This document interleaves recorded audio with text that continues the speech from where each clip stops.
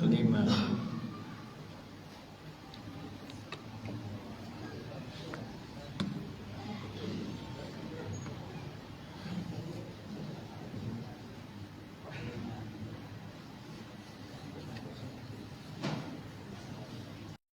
Di ayat yang kelima ini Allah Subhanahu wa taala berfirman, "Innallaha la yakhfa 'alaihi syai'un fil ardi wa la fis sama'." Sungguhnya bagi Allah tidak ada sesuatu pun yang tersembunyi di bumi maupun di langit.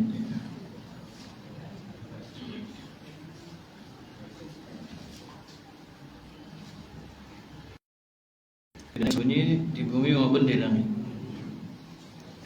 Kalau kita melihat di ayat sebelumnya,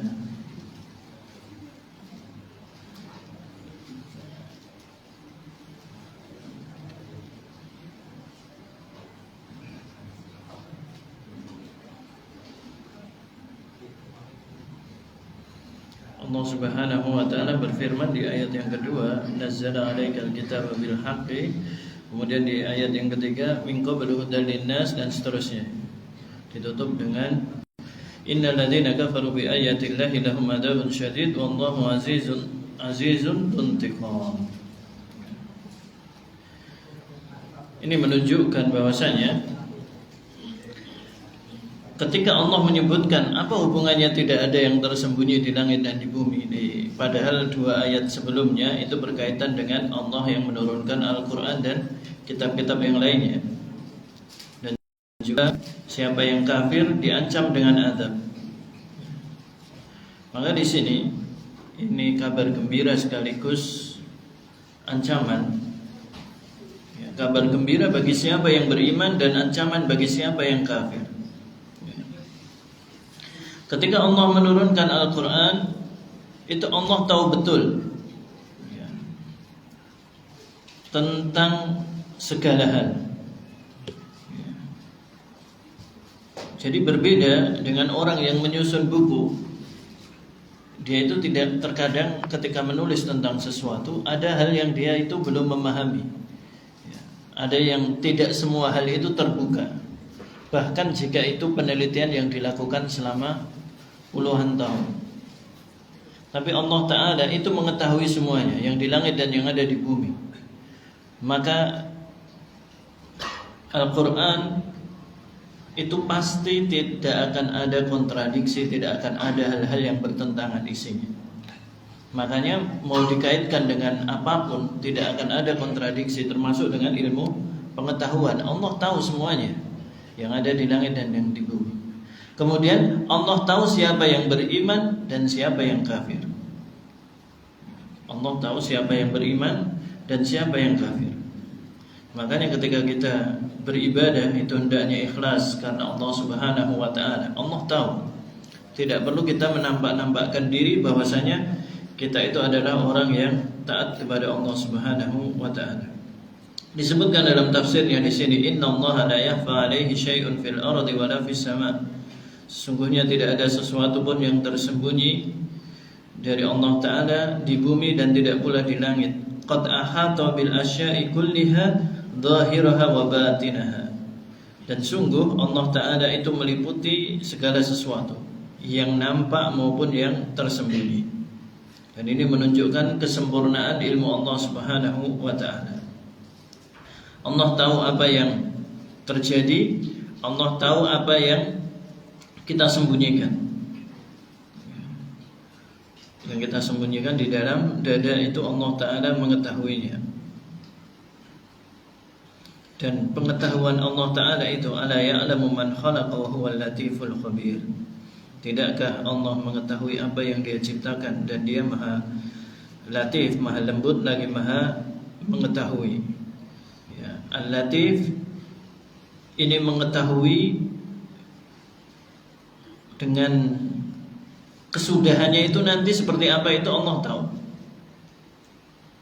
Makanya Nabi Yusuf ketika setelah semua kejadiannya, beliau mengatakan wa huwal latiful khabir. Allah itu maha latif dan maha khabir.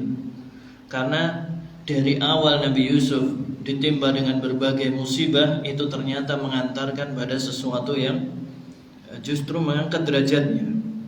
Adapun Al-Khabir ini mengetahui dengan mendetail, ya, tidak sekedar tahu, tapi tahu dengan betul-betul mengetahuinya sampai rinciannya. Dan Allah Subhanahu wa taala yang menciptakan seluruh makhluk, ya, tentu mengetahui makhluknya dengan sempurna. Bahkan dimaklumi segala hal yang terjadi di muka bumi itu atas pengetahuan Allah taala. Bahkan yang tidak terjadi itu Allah juga tahu. Kalau terjadi bagaimana akhirnya Allah tahu. Kita sudah sering ingatkan bagaimana Allah ketika memerintahkan, mengilhamkan kepada Khidir untuk membunuh anak laki-laki itu, Allah sudah sebutkan. Padahal anak itu terbunuh dari kecil, tapi Allah sebutkan seandainya anak itu dewasa, maka dia akan mengajak orang tuanya kepada kedurhakaan dan kekafiran. Padahal itu tidak terjadi, anak itu sudah mati ketika kecil. Tapi Allah tahu seandainya dia hidup itu seperti ini. Maka pengetahuan Allah Subhanahu wa taala itu betul-betul Al-Latif dan Al-Khabir, dan tidak ada yang tersembunyi dari Allah taala.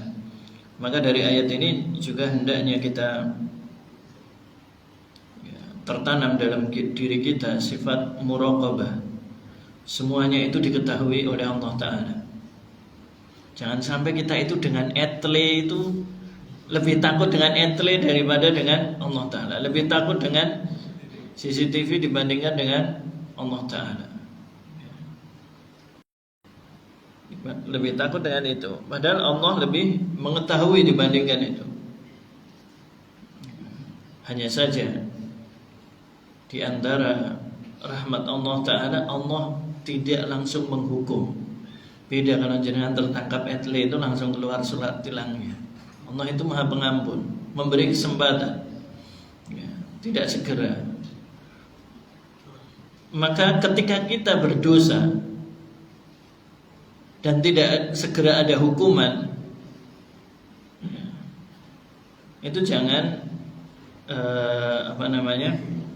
merasa jumawa, merasa bahwasanya sudah pasti diampunilah gitu. Saya itu rajin sholat dan lain sebagainya. Allah tahu, siapa tahu Allah menunda hukuman kita di akhirat nanti, atau Allah tunda hukuman kita di akhir hidup kita. Maka kita berharap dengan mengetahui bahwasanya Allah Maha mengetahui apa yang kita kerjakan, kita itu menahan diri dari dosa, tertanam sifat muraqabah, senantiasa merasa diawasi oleh Allah taala. Kemudian ayat huwallazi yusawwirukum fil arhami kaifa yasha la ilaha illa huwal azizul hakim. Dialah Allah yang membentuk kalian di dalam rahim sebagaimana yang Allah kehendaki, dan tidak ada sesembahan yang hak untuk diibadahi selain Allah taala, dan dialah Allah yang Maha perkasa lagi Maha bijaksana. Huwallazi yahlukukum suwaran syatta fi butuni ummahatikum kaifa yasha. Dialah yang menciptakan kalian dalam berbagai bentuk di dalam rahim ibu-ibu kalian sebagaimana yang Allah kehendaki. Min dzakarin aw unsa, apakah kalian menjadi laki-laki atau perempuan, wa hasanin aw qabih, tampan, cantik atau jelek. Kemudian wa abyad au aswad, apakah kulitnya putih maupun hitam. Maka di sini Allah yang menentukan, ya. Makanya termasuk, ya, dianggap dosa besar karena Nabi mengatakan kepada Aisyah ketika beliau menyindir madunya, misalnya dia itu seperti ini, yang menunjukkan bahwasanya dia itu tinggi badannya pendek gitu.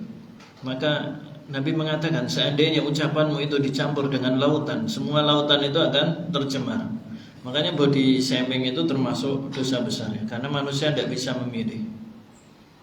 tidak bisa memilih bagaimana rupa dia, bagaimana badannya, ya, termasuk tinggi badannya. Kalau gemuk itu pola hidup ya, boleh dicela atau enggak ya? Kalau anak dia body shaming, cuma dia apakah dia bukan bawaan, karena ini terbentuk ya. Gemuk itu tidak termasuk yang di sini. Apalagi kalau dia makannya ngawur, itu jenengan loke itu supaya sadar diri tidak apa-apa.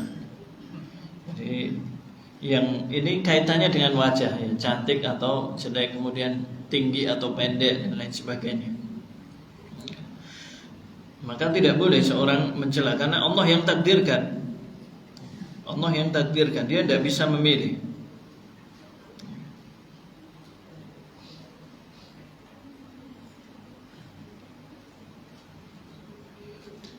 Dan ini di surah Ali Imran ini juga termasuk ayat surat yang banyak bantahannya untuk orang Nasrani.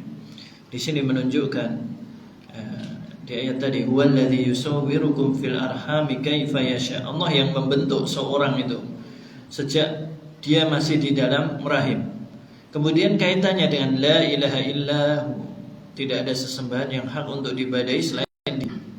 Karena ada orang-orang yang dia itu dilahirkan dari rahim, Allah yang membentuknya, kemudian dia disembah. Kemudian dia disembah, padahal Allah yang menciptakan dia, meniupkan roh, kemudian yang membentuknya, kemudian manusia menyembahnya. Makanya di sini diingatkan bantahan untuk orang-orang Nasrani, karena mereka menyembah Nabi Isa alaihissalam, dan juga agama-agama lain yang menyembah orang-orang atau manusia yang dikultuskan, padahal mereka dilahirkan dari rahim-rahim ibu mereka.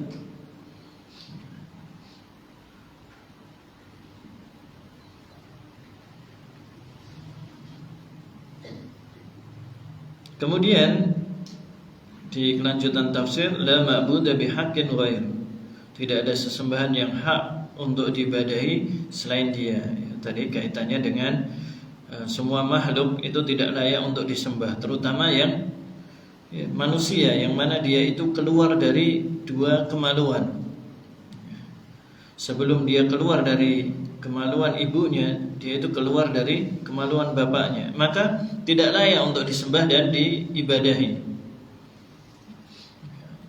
Tidak layak untuk disembah dan diibadahi.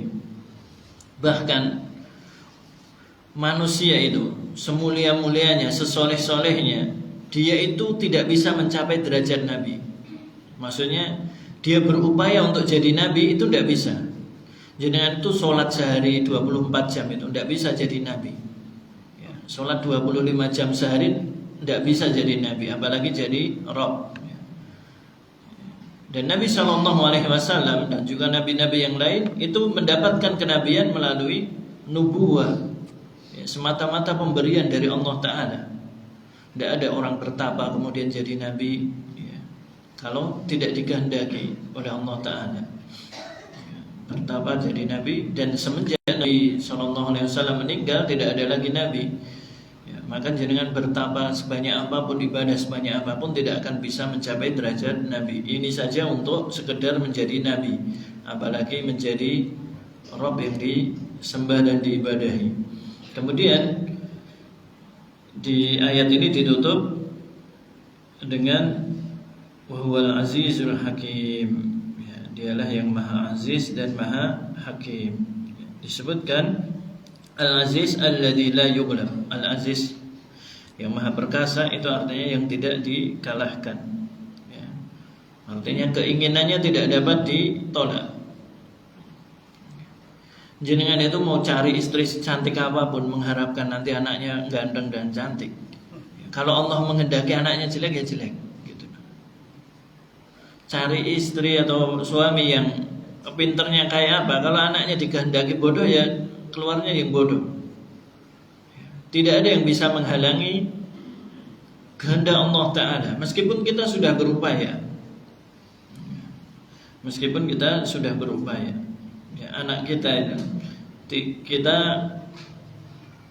bahkan tidak memiliki kuasa. Kita memang berharap kalau yang keluar itu anak yang sehat, yang tampan, kemudian yang soleh dan lain sebagainya. Tapi kenyataannya yang terjadi adalah kehendak Allah Ta'ala. Makanya disebutkan dalam ayat wa ma tasyauna illa ayyasha Allah. Dan tidaklah mereka berkehendak melainkan kehendak itu tidak akan bisa terjadi kecuali kalau Allah Ta'ala menghendakinya.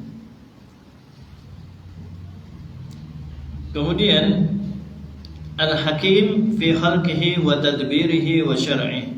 Dan Allah Maha bijaksana dalam apa? Dalam penciptaannya, dalam pengaturannya, dalam syariatnya. Jadi mohon maaf, jenengan yang dilahirkan tidak ganteng itu atas kebijaksanaan Allah Ta'ala. Jenengan jangan mikir, wah seandainya saya ganteng hidup saya akan berhasil. Belum tentu, jenengan ganteng beling. Bisa jadi loh ya Mas. Kan banyak yang dia itu terfitnah gara-gara tampan ya. Dia terfitnah karena mudah mendapatkan perempuan, akhirnya ya, terjadi hal-hal yang tidak diinginkan. Terlebih di masa sekarang, orang tampan itu yang nyenengi bukan cuma cewek di masa sekarang itu. Jadi jangan mikir bagus sih penak ya. Jenengan belum tahu bagus kok jadi ini. Ya, jadinya itu bayangannya itu yang nikmat-nikmat yang seger, sama seperti ketika kita melihat, saya jadi pejabat itu nanti enak gini-gini. Belum tentu. Ya, bisa jadi ketika jenengan jadi pejabat masih bisa istiqomah, bisa amanah dan lain sebagainya. Ya. Kita kalau sedang pengen sesuatu yang tidak keturutan, itu selalu ingat-ingat kisah Zulaikha dan Nabi Yusuf itu. Bagaimana perempuan Mesir itu menertawakan gur karo babu lho. Gitu kan bayangannya seperti itu. Kok Yusuf terfitnah sama pembantunya sendiri. Begitu lihat Yusuf beneran mereka mengiris tangannya. Ya seperti itu. Kita itu yang kita nggak miliki itu rumangsanya itu gampang ngatasinya. Prakteknya seperti itu. Maka ini Allah itu maha bijaksana dalam penciptaannya, pengaturannya dan syariatnya. Kebetulan tadi siang itu ada yang datang mengeluhkan kajian di daerahnya itu sepi di desanya. Padahal banyak sekali kajian. Dulu itu ramai. Ada kajian Ustadz Abu, Ustadz Johari, Ustadz Naim itu rame-rame. Sekarang sepi. Gitu. Padahal di tahun 2015-an ke bawah itu ramai semua. Ya. Dan terus tak tanya, sebabnya apa ya? Kurang tahu. Kalau secara ekonomi, sekarang ekonominya bagus, maju. Gitu. Secara ekonomi maju sekarang. Jadi dulu kalau kajian Ahad gonta-ganti Ustadz itu ramai. Sekarang Ahad don didit di kendaraan tulan. Dan dulu mau dolan randedit di kendaraan dolan teng pundi. Ngaji lah. Bayangkan jenengan misalnya bos mau ada proyek jam segini bisa kajian, belum tentu. Dengan persiapan proposal untuk besok gitu, untuk presentasi dan lain sebagainya, meeting dan lain sebagainya. Maka Allah itu maha bijaksana. Yang kita terima sekarang ini kita hadapi sesuai dengan ilmu yang kita pelajari. Kalau qadarullah dalam ekonomi gak bagus, ini berarti waktunya kita bersabar. Kalau ekonomi sedang bagus, waktunya bersyukur. Kalau lagi berbuat dosa, berarti perlu banyak istighfar. Kalau ditimpa musibah, berarti ini waktunya banyak bersabar dan lain sebagainya. Maka semua yang kita alami saat ini itu merupakan jalan dari Allah Ta'ala untuk kita semakin mendekat kepadanya. Kemudian di ayat yang berikutnya Allah Ta'ala berfirman, huwallazi anzala 'alaikal kitaba minhu ayatun muhkamatun hunna ummul kitabi wa ukhra mutasyabihat. فَأَمَّا الَّذِينَ فِي قُلُوبِهِمْ زَيْغٌ فَيَتَّبِعُونَ مَا تَشَابَهَ مِنْهُ ابْتِغَاءَ الْفِتْنَةِ وَابْتِغَاءَ تَأْوِيلِهِ wa ma ya'lamu ta'wilahu illa Allah rasikhuna fil ilmi yaquluna amanna bihi kullun min illa ulul albab. Dialah yang menurunkan Alkitab, Al-Quran kepada engkau, dan diantara isinya adalah ayat-ayat yang muhkam, dan itulah kebanyakan isi Al-Quran, yaitu ayat-ayat yang jelas, yang muhkam. Dan ada ayat-ayat yang mutasyabih, yang samar. Ada orang yang hatinya itu condong kepada kesesatan, maka mereka akan mengikuti, menakwil ayat-ayat yang samar tadi untuk menimbulkan fitnah dan mencari-cari takwilnya. Padahal tidak ada yang mengetahui takwilnya kecuali Allah dan orang-orang yang mendalam ilmunya. Dan mereka itu berkata, kami beriman kepada ayat-ayat yang mutasyabih karena semuanya itu dari sisi Rabb kami, dan tidak dapat mengambil pelajaran darinya melainkan ulul albab, orang-orang yang memiliki akal pikiran, ya, dzul uqul, orang-orang yang memiliki akal pikiran. Ya, sebagian ulama menyebutkan ulul albab adalah orang yang akalnya itu tunduk pada kebenaran. Disebutkan dalam tafsirnya di sini, huwallazi anzala 'alaika ayyuhan nabiyyu al-Qur'an. Dialah yang menurunkan kepadamu wahai Nabi Al-Qur'an. Minhu ayatun wadihatun ad-dalalati la ba'sa fiha. Di antaranya ada ayat-ayat yang sangat jelas petunjuknya, tidak ada kesamaran padanya. Hiya aslul kitab wa mu'dhamuhu wa hiya al-marji'u indal ihtilaf. Ayat-ayat tersebut adalah pokok kitab dan sebagian besarnya, dan ini menjadi rujukan ketika terjadi perselisihan. Ketika ada ayat yang mutasyabih dikembalikan kepada ayat yang muhkam. Ayat yang muhkam ini yang tidak ada kesamaran, ya, orang mudah memahaminya.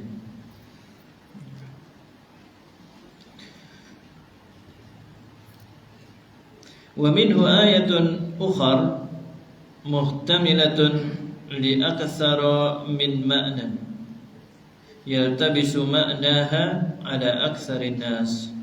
Dan di antara Al-Qur'an ada juga ayat-ayat yang mutasyabih, yang ada beberapa kemungkinan makna, dan ini maknanya menjadi samar bagi sebagian manusia karena ada mengandung beberapa kemungkinan pemahaman.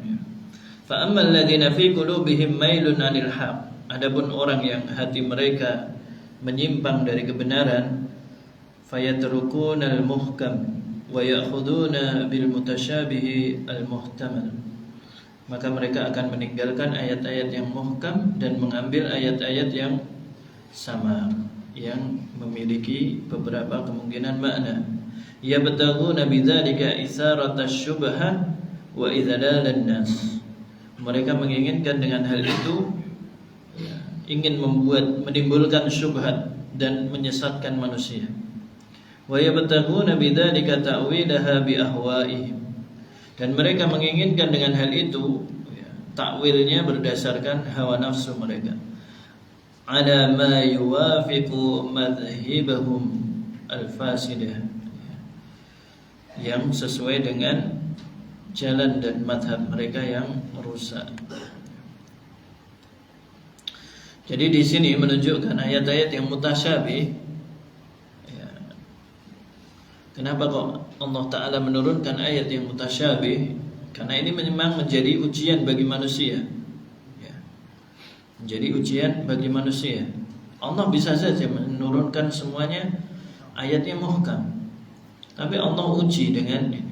Sama, kenapa ada musibah, kenapa ada yang kafir dan lain sebagainya. Dan itu semua terserah Allah Ta'ala, karena yang penting adalah bagaimana kitanya. Allah mau mensyariatkan ada sholat 5 waktu, ada puasa, ada haji, itu terserah Allah Ta'ala. Allah Al-Aziz, Al-Hakim. Kalau Allah berkehendak, tidak ada yang bisa menahannya. Dan disebutkan setelahnya Al-Hakim ya pada ayat sebelumnya tadi, yaitu Maha Bijaksana. Artinya meskipun tidak ada yang menghalangi kehendak Allah Ta'ala, kehendak Allah Ta'ala itu dibangun di atas hikmah. Maka ayat mutasyabih ini menjadi ujian ya. Fa ammal ladzina fi qulubihim zaygun fayattabi'una ma tashabaha minhu.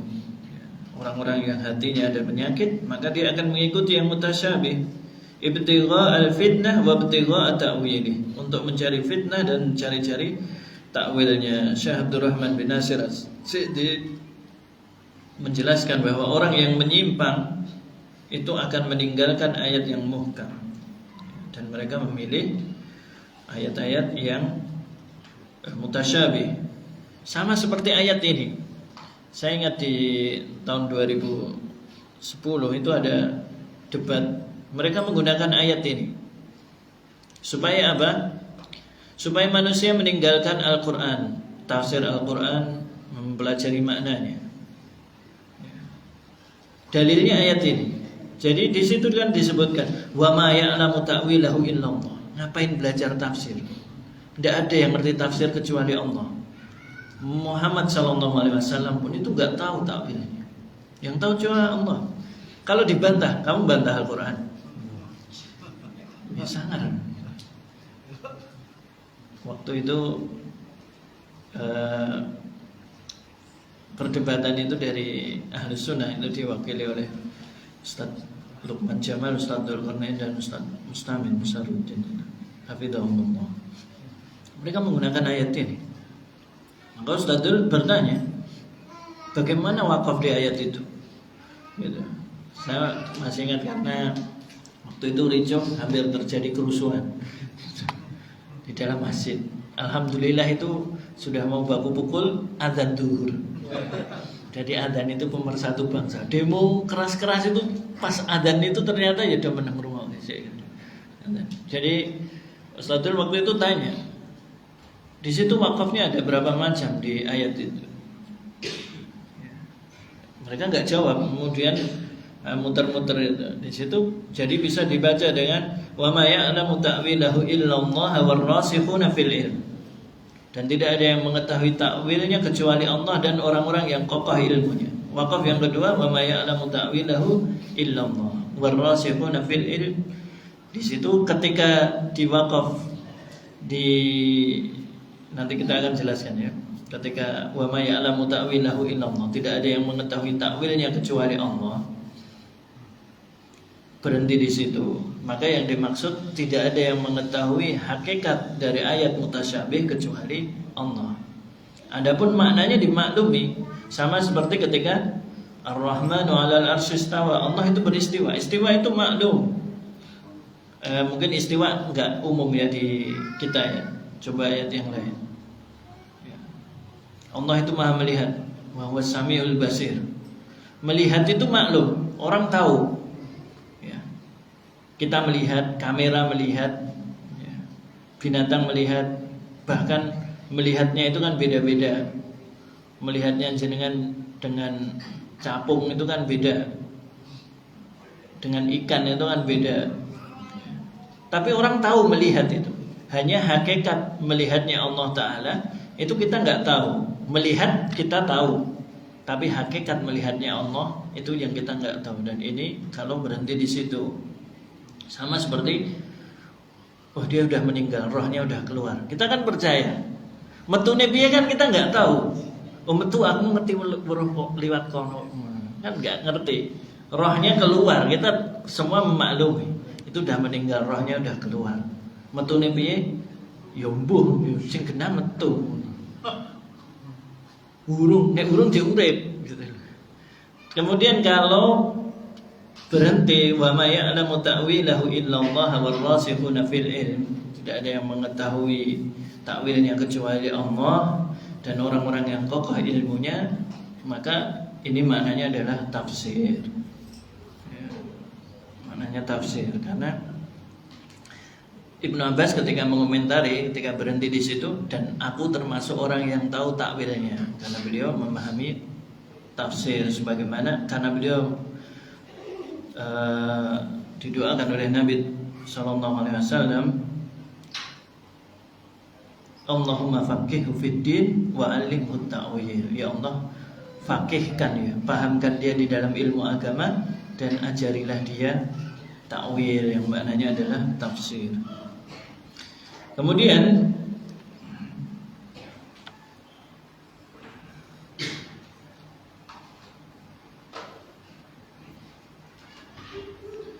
di kelanjutan tafsirnya di sini, fa ammal ladzina fi qulubihim mailun 'anil haqq.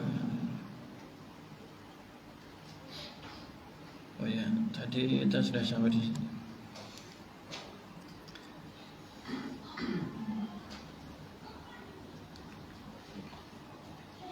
Kemudian orang-orang yang dalam hatinya itu tidak ada penyakit, dia akan mengembalikan ayat-ayat yang mutasyabih itu kepada ayat-ayat yang muhkam, menyerahkan kepada Allah penjelasan tentang ayat tersebut atau melalui utusannya, yaitu penjelasan Rasulullah berkaitan dengan hal itu, atau bertanya kepada para ulama yang kokoh atau rasih ilmunya.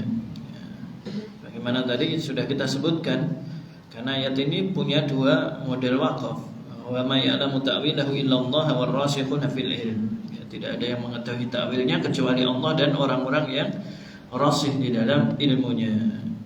Tadi Ibnu Abbas dia termasuk rujukan, karena dia sendiri yang mengatakan, aku termasuk orang yang mengetahui ta'wilnya. Dan yang di wakaf kedua tadi, yang mengetahui hanya Allah, maka ini hal-hal yang disebutkan di dalam ayat-ayat tersebut kita imani sesuai dohirnya, adapun hakikatnya kita kembalikan kepada Allah Subhanahu wa ta'ala. Dan kedua makna ini dimaklumi. Syekh Abdul Rahman bin Sa'di menjelaskan bahwa kedua makna tersebut memungkinkan dan memiliki tempat masing-masing. Kemudian di kelanjutan tafsir, wala ya'lamu haqiqata ma'ani hadhihi al-ayat wa 'aqibataha allati tu'awwalu ilaiha illa Allah. Dan tidak ada yang mengetahui hakikat makna ayat-ayat ini dan bagaimana kenyataan yang sebenarnya kecuali Allah Ta'ala. Warrasikhuna fil ilmi al-mutamakkinuna minhu, dan orang-orang yang kokoh serta betul-betul mendalam ilmunya. Yaqulun, mereka mengatakan, amanna bil Qur'an kulli, kami beriman dengan Al-Qur'an seluruhnya. Li'annahu kulluhu min indi rabbina, karena seluruh ayat itu berasal dari Allah Ta'ala. Wa yufassiruna al-mutasyabih bima uhkima minhu, dan mereka menafsirkan ayat yang mutasyabih dengan ayat yang muhkam, ya. Contohnya misalnya, wa huwa ma'akum aina ma kuntum wallahu bima ta'maluna basir, dan dia bersama kalian di mana saja kalian berada. Ayat ini menjadi dalil bagi orang yang mengatakan Allah itu ada di mana-mana. Wa huwa ma'akum aina ma kuntum. Allah dalam hati kita, Allah bersama kita, dan seterusnya. Padahal kelanjutan ayatnya adalah wallahu bima ta'maluna basir. Dan Allah Maha melihat apa yang, Maha mengetahui apa yang kalian kerjakan. Wallahu bima ta'maluna basir, terhadap apa yang kalian kerjakan itu Allah Maha mengetahuinya, Maha melihatnya.